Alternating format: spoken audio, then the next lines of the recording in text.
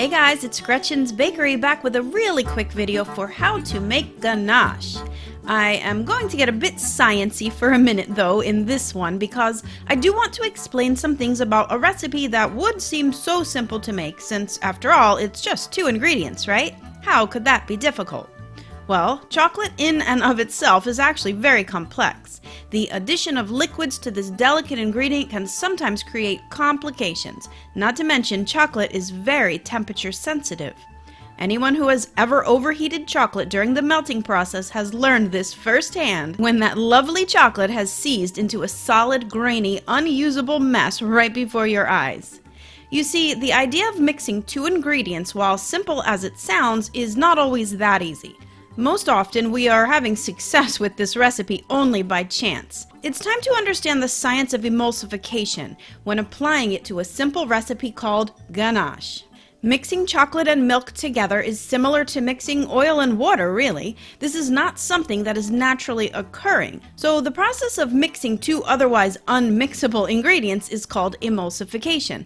Think oil and vinegar. These 2 ingredients will just float on top of the other unless we shake it up and then pour it on our salad, right? So with a little help from heat and agitation, we can achieve a beautiful emulsion. Now, before going vegan, a basic master recipe for ganache is simply equal parts by weight chocolate and heavy cream.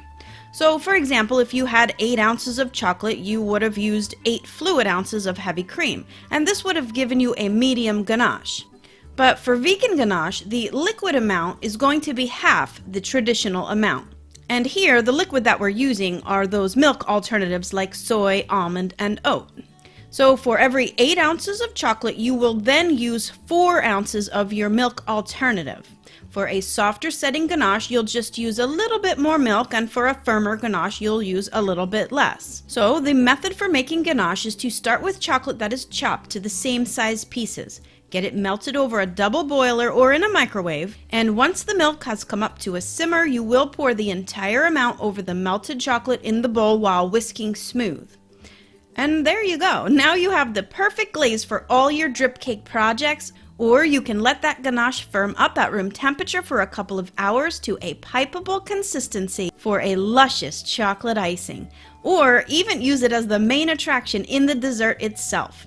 All of these recipes are available on my blog at gretchensveganbakery.com, so be sure to click through the links below to grab everything and get all the best baking information on the internet to make you the best baker you can be with Gretchen's Vegan Bakery. Baking 101 with various topics on everything to do with baking. So be sure to head on over there, check out everything that I have to offer you, and until next time, happy vegan baking. Bye for now.